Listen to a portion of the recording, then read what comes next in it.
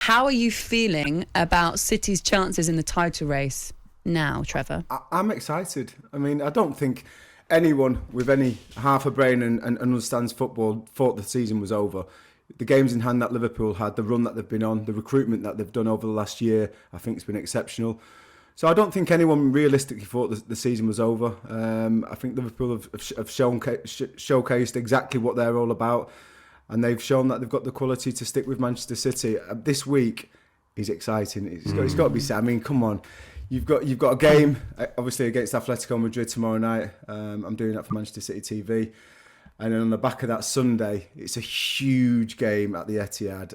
And I'm confident, but it's one of them games where obviously the atmosphere is going to be electric. The players are going to know, because listen, it's 1-2. I mean, this is the biggest. I said this maybe 6 months ago. This is the biggest rivalry in English football, full stop. And then people, no, it's Manchester United, it's ours. Listen, forget about it. This is the biggest rivalry in English football right now, and it has been for the last 2, 3, 4 years. It's going to be an amazing game. It's one of them you got to play. You can't play the occasion. You've got to stick to what you know, stick to your principles. But on any given day, I think Liverpool can beat anyone, and that's the problem, and that's a concern I've got. And for City, they know that, so they'll try and make it everything like a derby. They'll try and bring that atmosphere, they'll try and bring the intensity, but they've got match winners. We can't take that away from Liverpool. They have got match winners in the team, and although Manchester City do it in a more sterile way, they beat teams by keeping possession, by passing you to death, creating spaces and getting goals. Liverpool have got them individual players that can hurt you on any given day. Trev, would you put this down as whoever wins this game wins the league?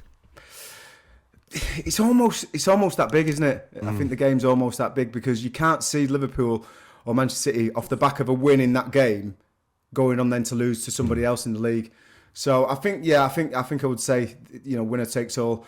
But then after that, City have got to play Atletico, and then they've got to play Liverpool again at Wembley. So which we're covering on talkSPORT. So yeah, it's a huge both for Manchester City and Liverpool, but really exciting, and exactly what Pep said. This is where you want to. This is the position you exactly want to be at this part of the season. And listen, have you got the kahunas to follow it in? I think the whole Premier League, Trev, is so exciting this year. I mean, the top four is wide open now. Spurs are in fourth place, and they're going to go for it. And Arsenal, Manchester United dropping off, West Ham getting a result yesterday, and also the bottom is unbelievable. I mean, Everton losing again yesterday, massive game Wednesday away to Burnley. That is probably one of our biggest games of the season for Everton. They've got to try and get a result somehow. So it's a brilliant league this year.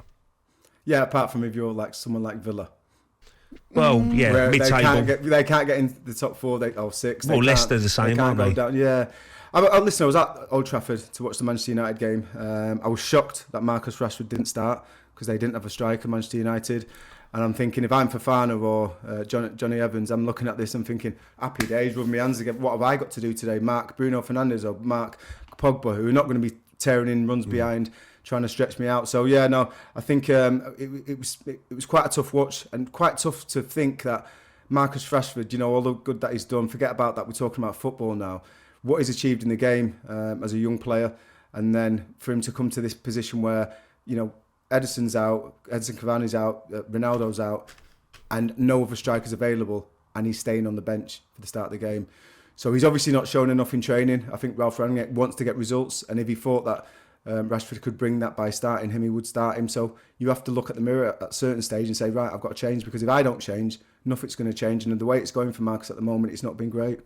Okay, guys, just a reminder of the Champions League football that is on this week. Benfica against Liverpool, Champions League quarter-final. That one's 8 o'clock. You can listen to it on talkSPORT on Tuesday, and on Wednesday at 8 o'clock, Chelsea against Real Madrid, Champions League quarter-final, first leg as well, also on talkSPORT.